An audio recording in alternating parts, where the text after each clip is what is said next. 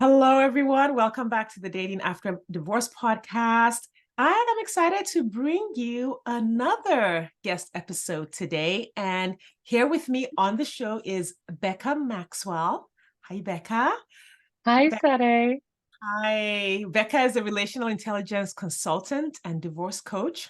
She's here to tell her amazing story of finding love after divorce, in spite of three near misses with your husband across three different countries. So we're excited to hear that. But before we dive in, please tell the listeners a little bit about the work that you do. What's a relational intelligence consultant? Who do you help? And kind of like a little bit about the work you're doing. Yeah, sure. Um, so the relational intelligence consultant bit goes a little bit back to my corporate career where I was in advertising for a really long time, and I was running client relationships there, right? So I was managing big pieces of business and became a global account director, like a client services director, global account director, a chief operating officer, and I was just managing these client relationships as best as possible. And then I was asked to become a consultant to advertising agencies, teaching them how to have the best possible client relationships. Now, that's all around understanding your own bias and triggers, building your own resilience, constructive conflict resolution, how to have difficult conversations, how to rebalance just an imbalanced relationship, all of those things. And I was doing that for a few years when I started going through my super ugly divorce. And I found that the tools and models that we were using in the corporate space were so applicable to the personal space. Obviously, if you're going to build resilience and if you're going to have to handle conflict in a healthy way, if you're going to have to manage your own triggers, etc., super applicable. So that led me to applying some of that into the divorce coaching space. So that's why I still do both. I still bridge the corporate space as well as the personal coaching. Oh, amazing. And do you help women who are going through divorce, after divorce? Like, where are those tools the most useful? They're typically the divorce is definite. So sometimes people reach out and say, I think I'm going to do this, and I help them with a guide to separation, but typically they've still got some work to do. So they come back to me once the decision has definitely been made, and maybe they're just struggling with their own emotions, and they didn't realize it was going to be as hard as it is, right? A lot of people think, okay, I've made the decision, this is going to be great, I give it 3 months. Actually it takes like 3 years, and it's not always great, and people are surprised by that, so they reach out and they're like, I think I need some help. Yeah, yeah. I tell my clients, I mostly help women who are dating after divorce, but every once in a while, some women will Mm. come to me who are thinking about divorce or getting ready for a divorce or in the middle of one. And what I tell them now is, hey, you really don't know the person you're going to divorce. Oh, You have not seen exactly. your own divorced self, and you haven't seen Yeah. your spouse's divorcing self. Like that is like a new person that you're getting ready to meet. Exactly. I tell them, like, think of him as an alien now. This is not somebody you know well. You cannot predict his behaviors. You cannot predict or try to understand what motivates him because he is an alien to you now. He is behaving in a way that is completely unlike anything you've ever seen before. And I think this is where people start to throw around that my ex is a narcissist, or, Mm. he's behaving in such a way, there's narcissism there. It's like, okay, but maybe that's a temporary state. Let's not label it. Let's just not try and understand it. Let's focus on you and what you can do to get through it. So I agree with you. You don't know that human anymore. Yeah, yeah, yeah. We need to tell people this before they get married. Yeah, Like, that's hey, right. make sure you want to stay because if you divorce, Yeah, it's you gonna think be you've a seen the different one. bad bit? Yeah, Exactly. amazing. Well, thank you for sharing that. Now let's dive into your love story, and I'm just gonna let you Yeah, tell it. I guess we can start with when you got divorced. Like, how long ago was that? sure. So I left that marriage around 10 years ago. So I was living in Singapore. My ex and I are both Australian, and we'd been living an expat life. We'd lived in Amsterdam together and had our first son there, moved to Singapore, and our daughter was born in Singapore. which is kind of complicated because if you're like, there's a part of the Hague Convention that maybe you or your listeners don't know about, but it's if your country has signed up to this part of the Hague Convention and you're both outside of your home country when you decide to separate, you can't leave that country without the other person's permission with the children. So when we broke up, a lot of expat families in places like Singapore or Hong Kong or Dubai, when they break up, typically the mum will take the children back to their home country. But if the ex-husband says, I don't agree, then they can't do that. So I felt quite stuck in Singapore for a while there. It was like I had no option but to stay because my ex was saying, you can leave, but you can't take the children. Like, not in my, like, over my dead body. Am I leaving without my children? So that was about, 10 years ago. We were in Singapore. I left the marriage because we had tried for years and years and years, but I just felt he was so unhappy, and we tried to change so much, like change jobs, changed countries. I had another baby, tried all of these different changes, and he was still so desperately unhappy. And eventually I thought, okay, it must be me. Like, I must be the one. So please be free, go off and, I'll be a better ex-wife than I'll be a, wife, because I don't want you to be unhappy. I thought having a happy father for the children was much better than staying in this marriage. So 10 years ago we broke up. Yeah. And I thought we were going to have the best divorce ever. We didn't. How long did the divorce take? It's still kind of going on now. We've had the paperwork for years already, but still legal battles going on. It's really unpleasant. Yeah. So 10 years later, and I have a colleague who she specializes in high conflict divorces. And I think yours Yeah, sounds like would be one of those where it's definitely. just out of this world, out of proportion to the situation. It is. And that's why I'm so highly motivated to help women do whatever they can to avoid a high conflict divorce. And if they can't, how to focus on having a beautiful life anyway, right? How to be okay with this uncertainty and ugliness and still raise beautiful children and still have a beautiful life. Yeah. Yeah. Amazing. It sounds like you've done that. Like we can skip over Yeah, the divorce for to the, sure. For to the sure. happy part. So, yeah. Do you want me to go into the dating part? Yes. So let me ask first, when that moment, like the moment when you got divorced or you were in the middle of the divorce, what were your thoughts about being in a new partnership ever? Like, did you think I'm never doing this again? Or were you like, I think there's someone out there for me? You know, because I lived in Singapore, so Singapore is in Asia, and there's this awful stereotype that middle-aged white men go to Asia and they meet these beautiful young Thai women who are, subservient and generous with their love and affection, that I figured I'm going to be a 40-year-old white woman in Asia. Like, I'm going to be sexless for the rest of my life. And how scary is that? And I still thought that's got to be better than the alternative. I Mm. genuinely did think I could possibly meet somebody and didn't really care if I wouldn't. I love love. So I didn't assume I would never meet anybody. I just figured my circumstances would mean it would be very, very challenging. And I hear that all the time from people in Asia. It's like, I'm never going to meet a man here. Well, it can happen. It does happen. Yeah, and it's interesting.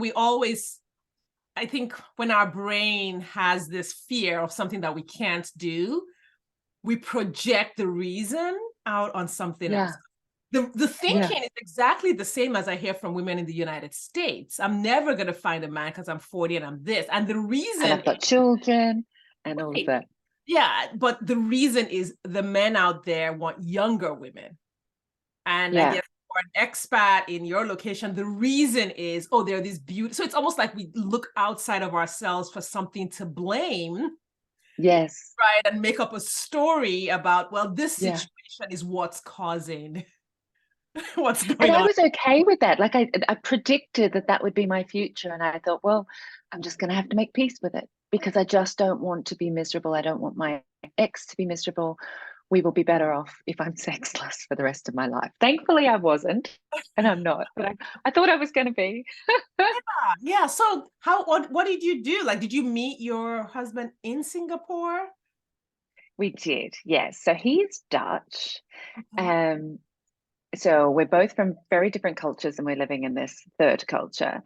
Um, Before I met Olaf, I did try the dating. Like I did try dating. So there was one other person. Well, I went on maybe half a dozen dates, maybe, yeah, I don't know, half a dozen. And I remember thinking, oh, this is not great. And then I met one expat who was living in Thailand actually, and he would come to Singapore once a month or so. And I thought, well, this is a nice kind of bridging dating opportunity. And but he just wasn't very interesting to me. He had an incredible body and he got me back in the bedroom again, which was a great, just a great kind of bridging thing. It Yeah. actually, being able to date him, it was a few months. It was never anything serious, was never going to go anywhere. I wasn't that interested in him, but it was nice to have somebody treat me in a way that was surprising, right? So I feel like that broke the seal a little bit. And so I was dating him for a little while, and I remember thinking, it'd be nice to want to get to know somebody though. Like it's nice to have that spark alive again, Yeah. but that's not really enough.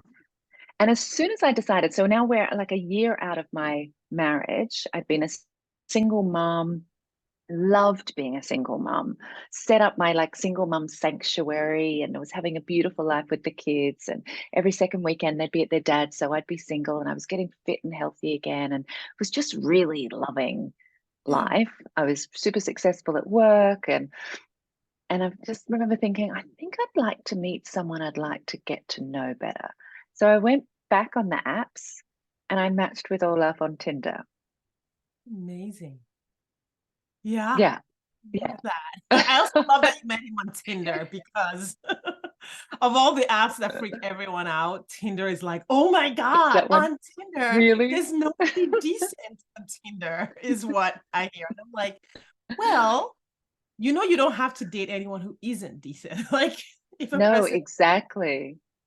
You just yeah, got to look around. And I'm not saying there's wonderful men all over Tinder, and I'm sure I matched with plenty, but it was only after I'd made that real decision for myself that I wanted to get to know somebody. And then he and I chatted for a month. Like I wouldn't physically see him. I didn't agree to meeting up with him. Like I said, I'd been on other dates, but I liked him so much. I liked his chat so much that I didn't want to ruin it by meeting him in person and not liking him. did he ask you out and you said no, or you just said, So hey, many times, yeah. And I was like, no, I'm really busy. My daughter's birthday's coming up. I've got all of these things and I've got work and blah, blah, blah. So I put it off. And we were even at this point, like we'd swapped actual phone numbers and having voice calls up until 2 o'clock in the morning, like falling asleep at the pillow. Until finally he said, enough, like no more excuses. I'm picking you up downstairs, at this time, be ready. I was like, I'm not ready. Daisy, like even with your Yeah. insecurity and anxieties, the person who really wanted to get to know you was willing to be patient. Yeah. And he Well, really to a was. certain extent, And he was willing to be patient. a month is a long time of chatting, right? Yeah, Without, because of course you need to know if you've got chemistry in person as well. So it was quite a long time. He was very patient with me. Um, and I'm delighted to say there was chemistry immediately. I'm yeah, so relieved, right? I was so relieved. Um, and I think it was like by date 3, we knew we really had something special. It was unusual. Like we weren't even sleeping together yet, but we knew that there was something really unusual here. And that's when I started unpicking the threads. Like you said, 3 near misses across 3 different countries, and we started unpicking that as we got to know each other. So I'll go into that.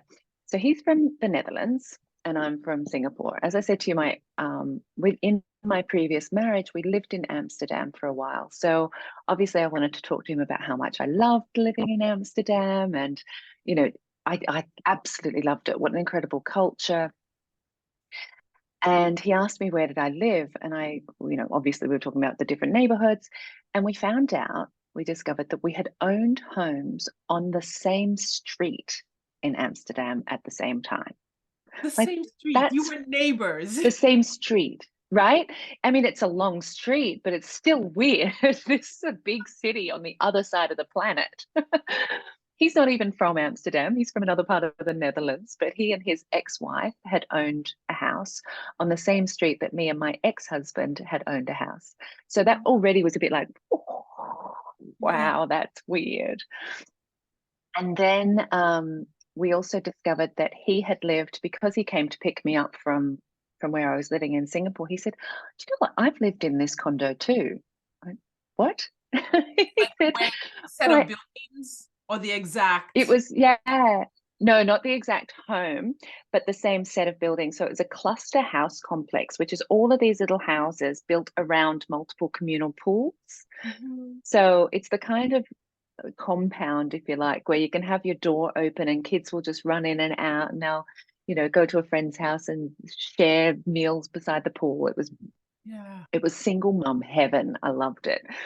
And he said, yeah, he and his ex-wife and daughters had lived in the same condo, the same cluster house complex that I lived in. Again, I was like, oh my God, that's spooky. Who does that happen? Like, that's weird. All right, Yeah. weird. Um, And then, dating a little bit longer.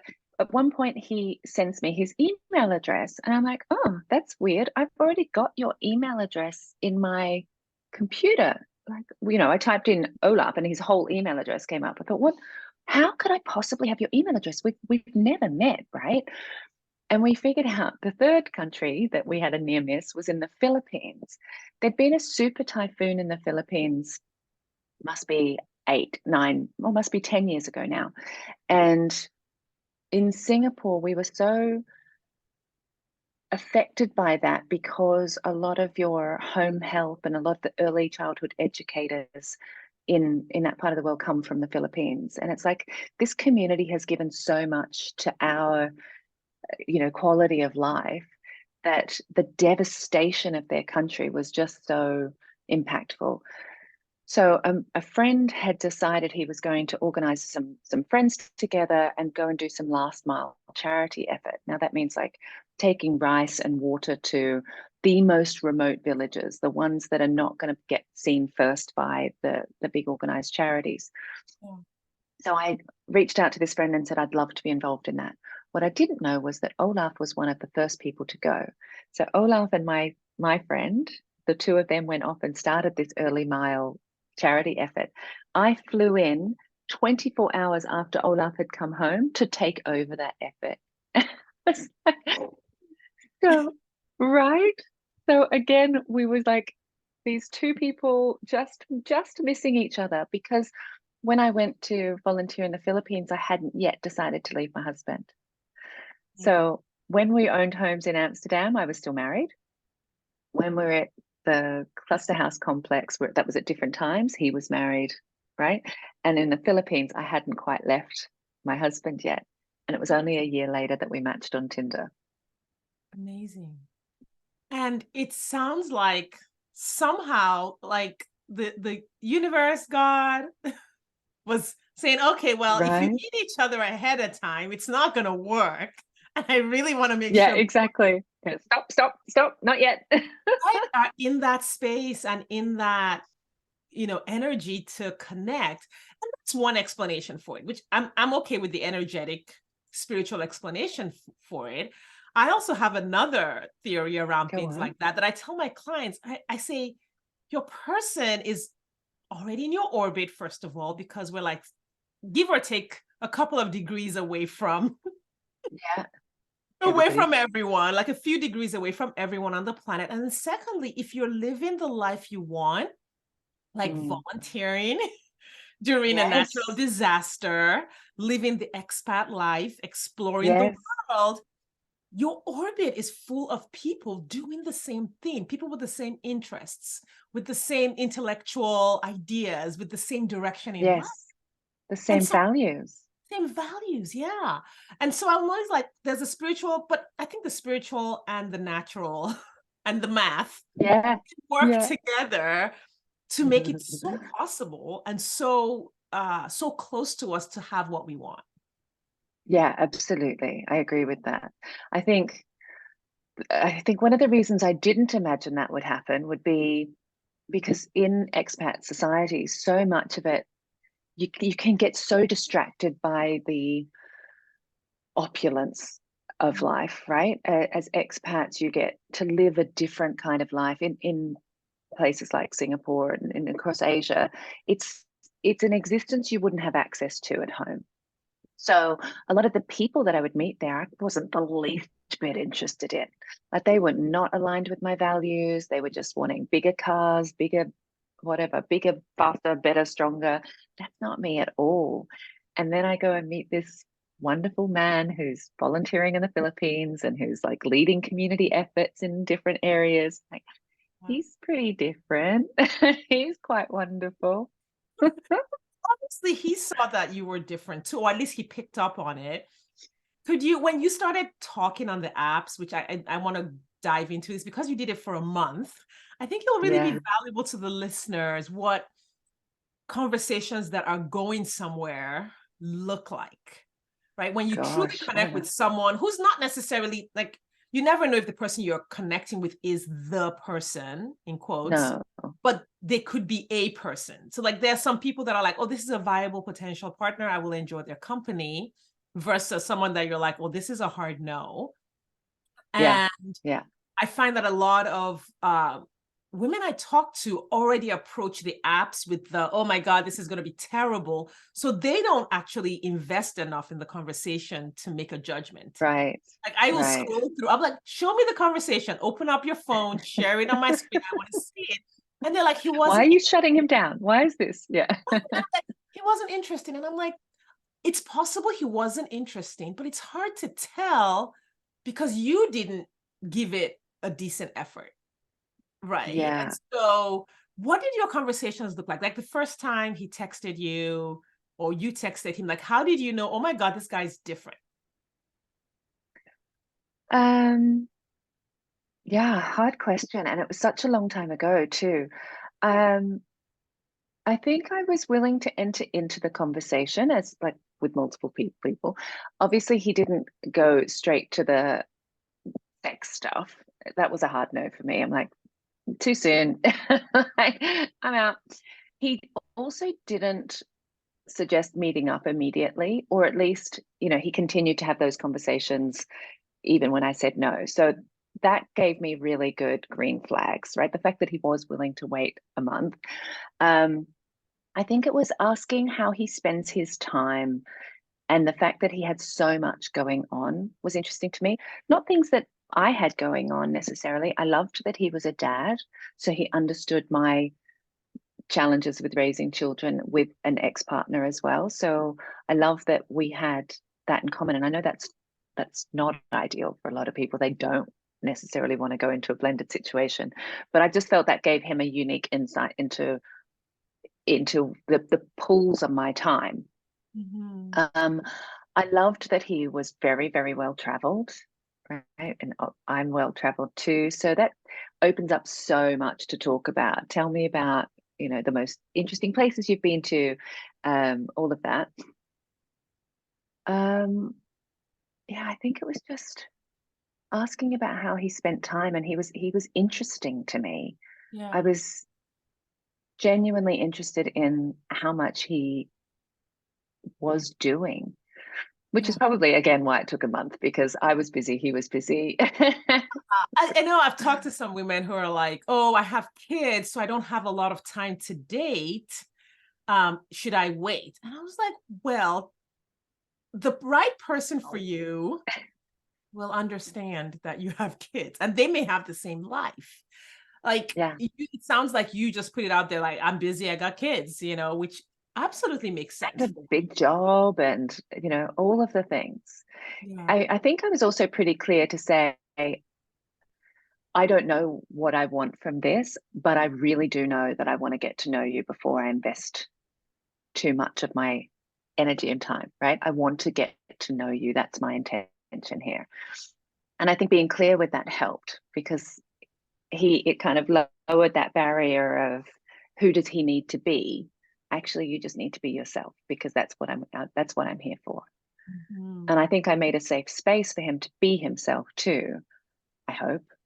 I mean, I was certainly very open and clear with him. Yeah. Did you have other conversations with other people that were interesting, or was he like the one person that was really interesting? Um, but like I said, I did make it to date to other people, but it was nothing like this. I think I went too quickly to meeting them, and that ended pretty quickly. It was like, okay, I'm I'm dating a stranger, right? I'm across the table from somebody I don't know anything about.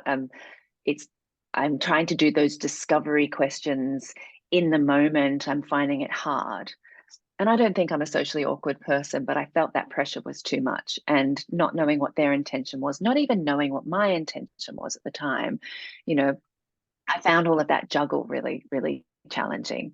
So by the time Olaf and I made it to an actual date, it was more just like, we want to check that the chemistry we have already is real in person. So I know a lot about you. I'm not starting from zero.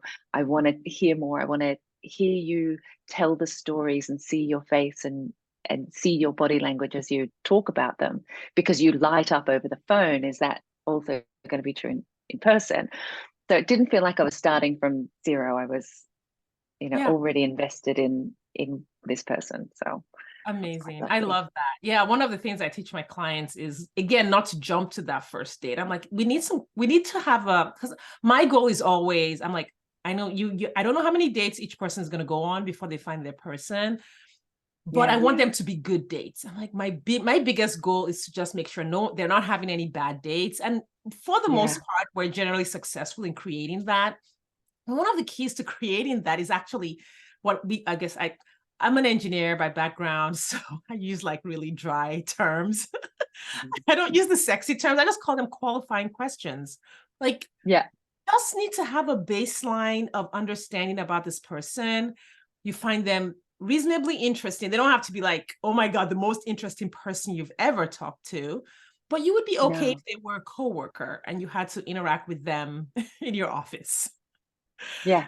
And you're interested to know a bit more, Yes, right? and you're interested to know a bit more just to see. And I was Yeah, like, but usually when it's like, oh my God, he gave me his number, and women often feel a lot of pressure to respond to, being asked out sooner than they're ready for, or yeah. exchanging phone numbers sooner than they're ready for. Like, what advice do you have for pacing, the texting and the first date in a way that makes you comfortable?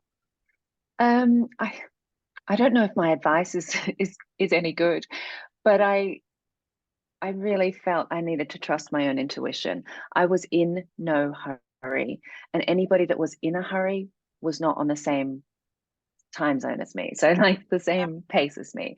And that would be okay too. I would have been devastated to have spent a month with somebody and it not work out or for us to not have chemistry. But that was a beautiful month. So I would have preferred to have had that and lost it than to have rushed it too quickly and realized like I couldn't cope.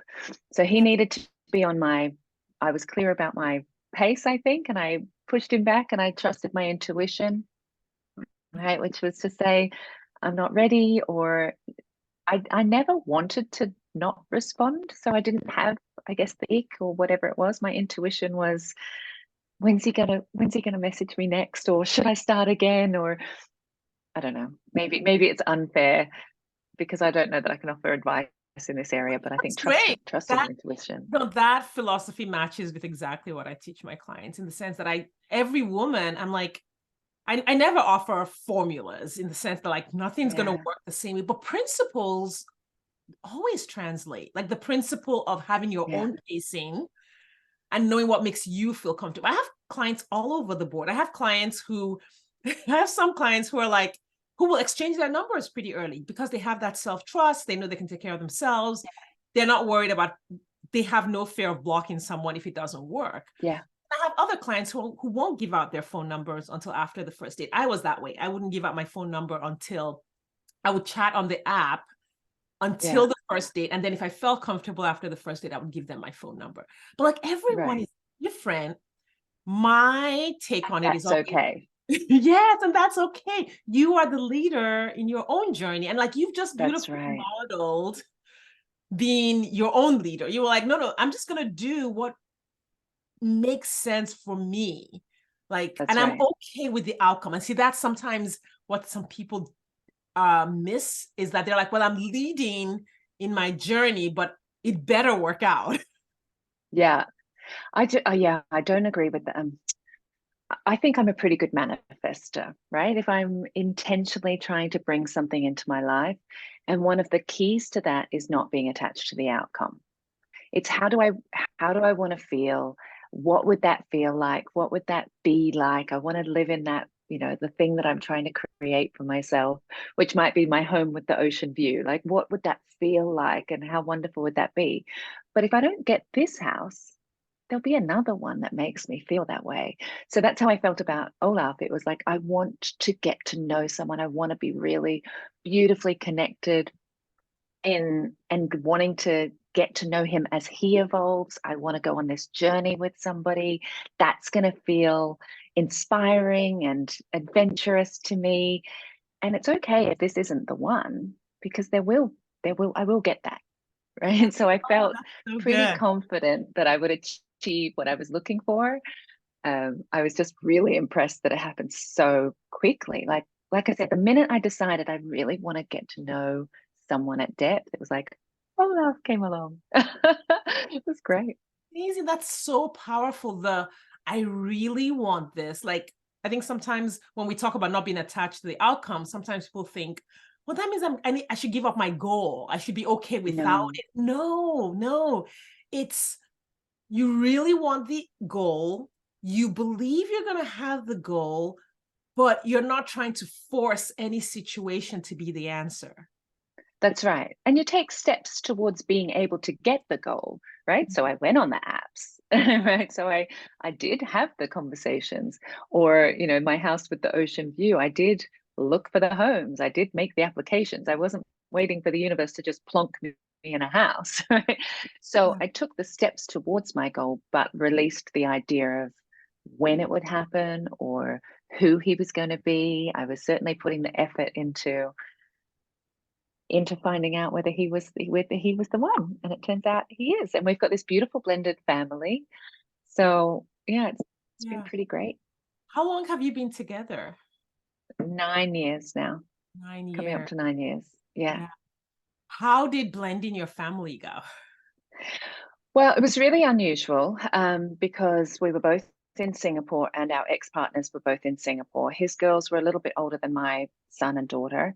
um, we took months before we made any decisions to introduce anybody. We each had a conversation with our ex partners before making the introduction.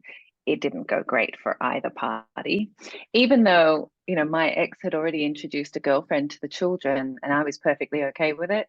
He was a bit less okay, but we weren't asking permission. We were just making providing information, just to let you know I've met somebody I'm serious about. I'm ready to introduce the children. Um, so keeping you informed.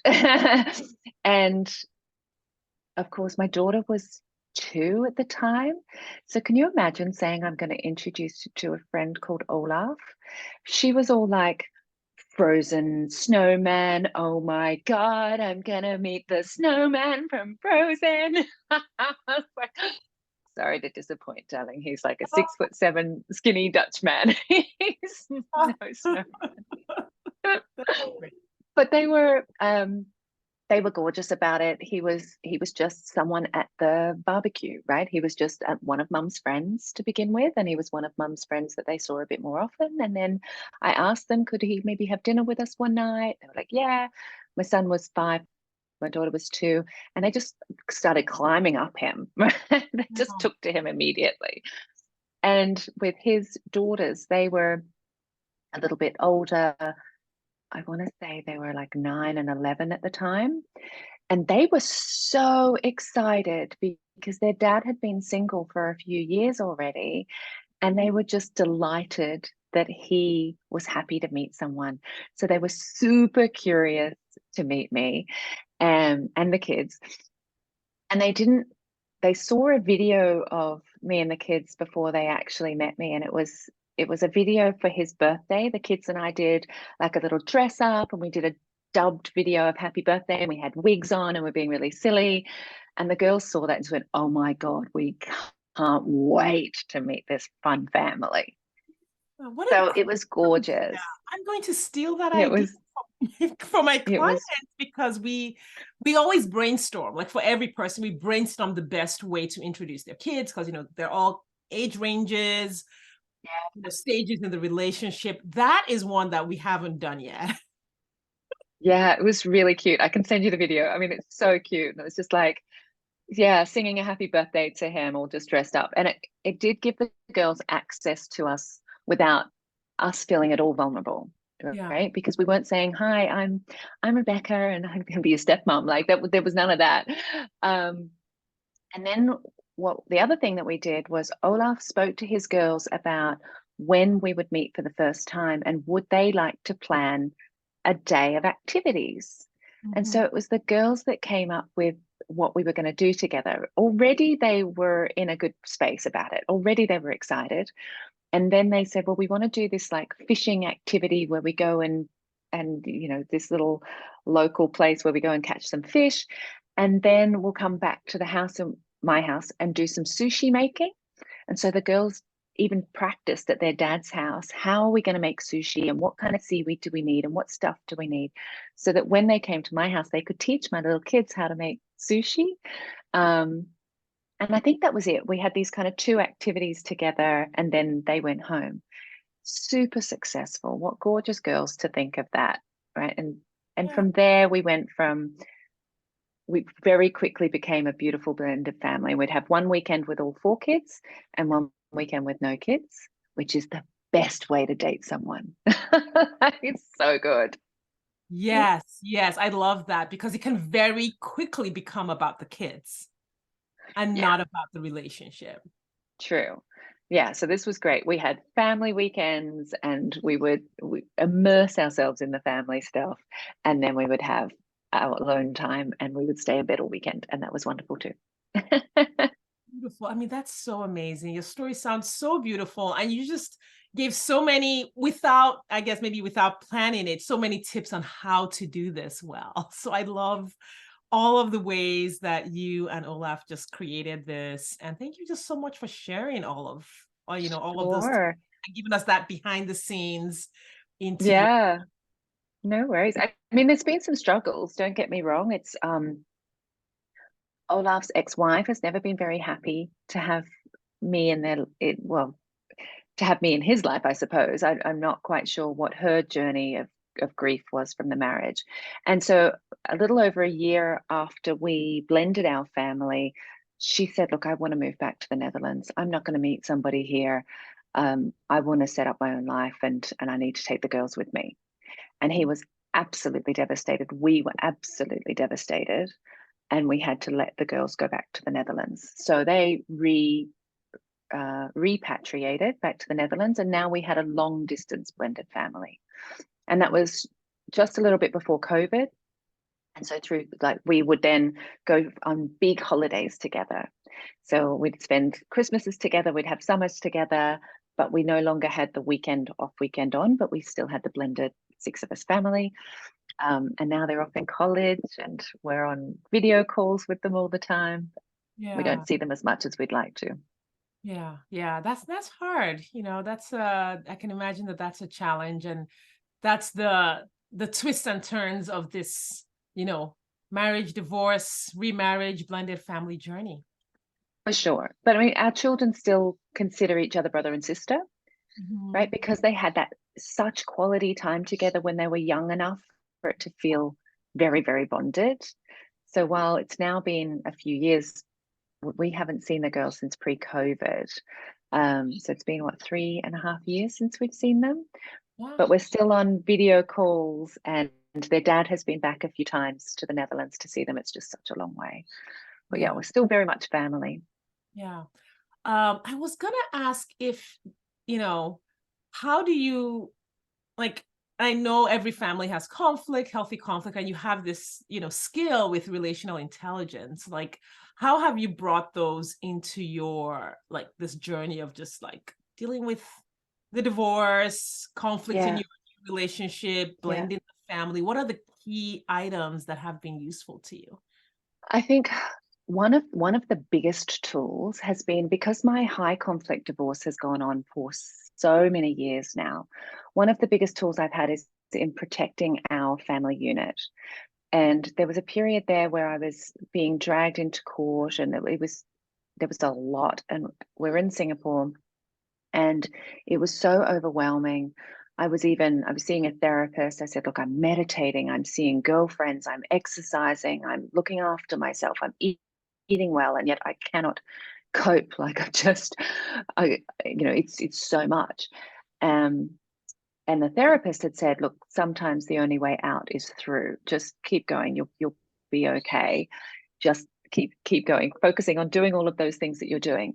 But the tool that I used most in that highest of conflict, most challenging times, was to make an appointment during the day with Olaf. And I'd say, we have an appointment at 8 o'clock every night where we're going to talk about this.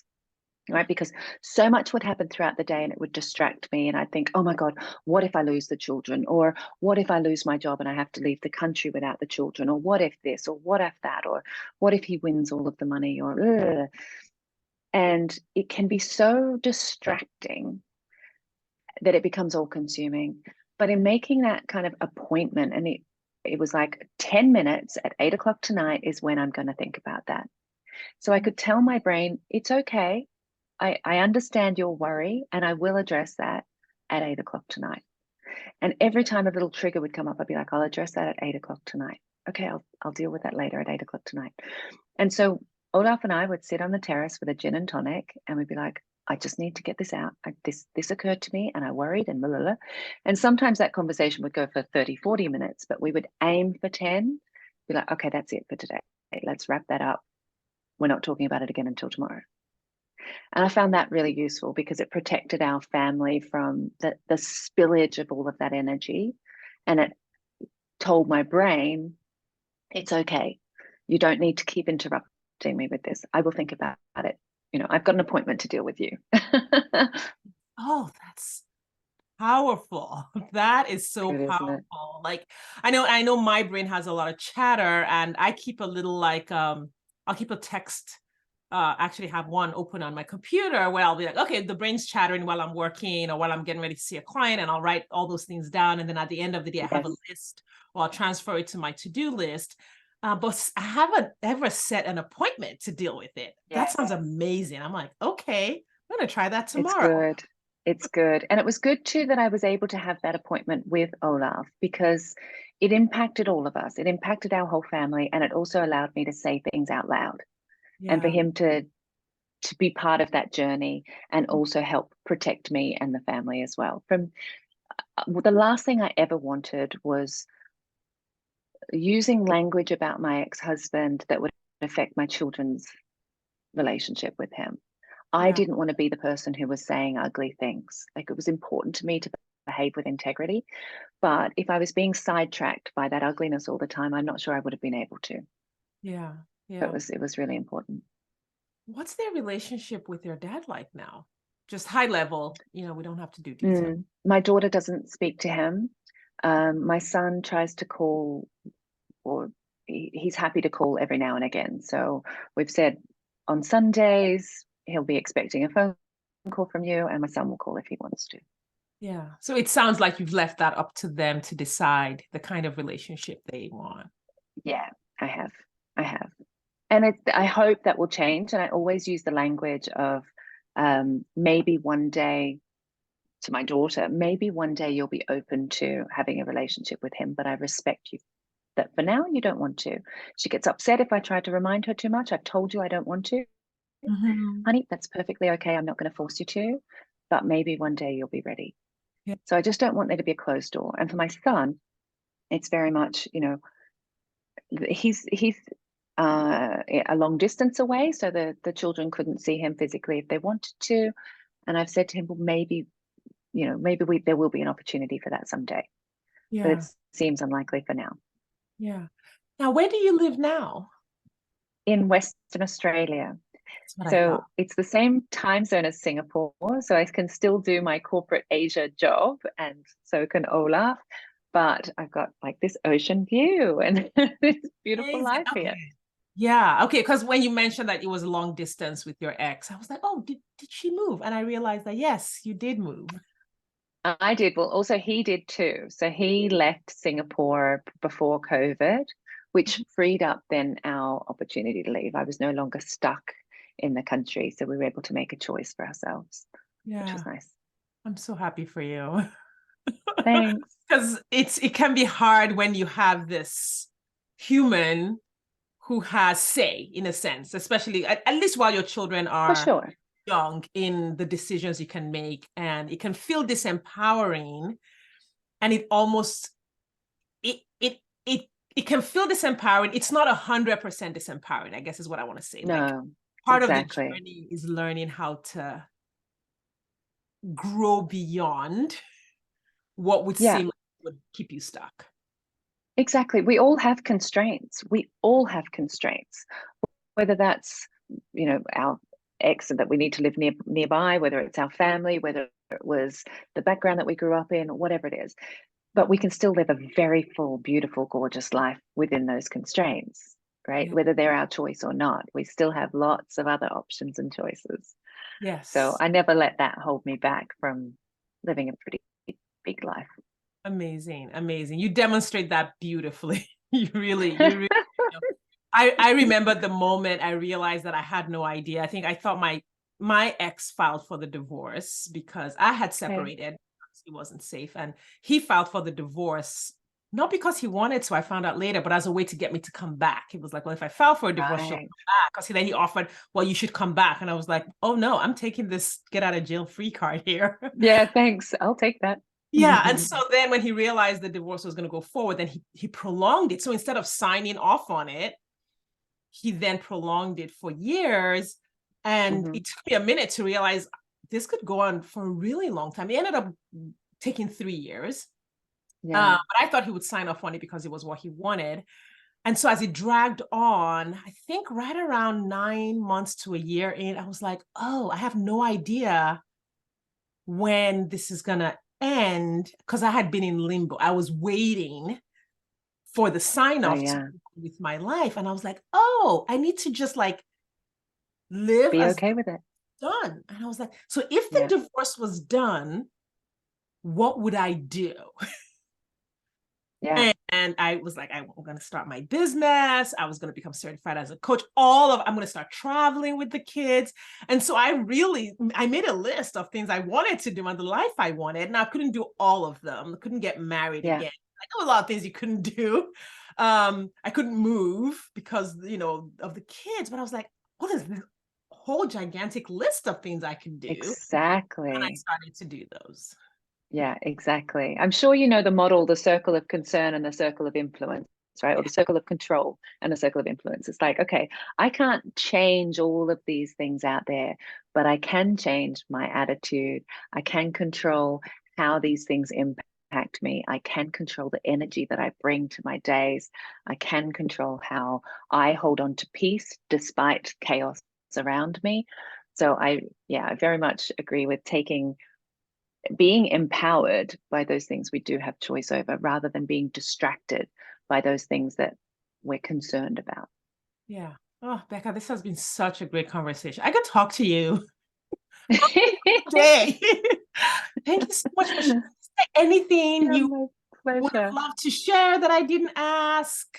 No, Tidbits? I love being able to talk about this part of my story, right? Because in my podcast and in my work, it's all very much around the divorce. I almost never talk about Olaf, even though he is a big part of my post-divorce or even through divorce journey, a joyful part, I almost never talk about him. So it's been really nice to share that. Thank you. Oh, absolutely. It's been a delight to listen. And, I feel, I have a feeling you're going to be back on the podcast. Like, I think there are things Great. to and talk about. But thank you so much for being here. I know many of the listeners are going to want to connect with you, follow you online. Could you please just kind of remind Great. us who you work with, the work you do, and then Yeah. where to find you on the internet? Yeah, sure. So I'm Becca Maxwell. You can find me at Do Divorce Right. So on Instagram, I'll respond to DMs on Instagram. That's probably the best place. My website is Do Divorce Right, and I work with women predominantly who want to make sure that they have an intentionally positive divorce, Amazing, amazing. We're gonna whether have it's high all of conflict or not. those with a high You'll be all conflict. right. Yes. We'll have all of your links in the show notes. So, listeners, we just want to thank you for joining us for this one. I hope you guys enjoyed this conversation as much as I did. Please follow Becca, connect with her. And also, if you are thinking about dating after divorce, or you're already thinking about already dating after divorce and you want some help, feel free to schedule a consultation call with me or download my 50 green flags of a healthy relationship so you can kind of think about the relationship you're in and make sure it's the right one for you. We want to thank you for your time and attention, and we will see you next time.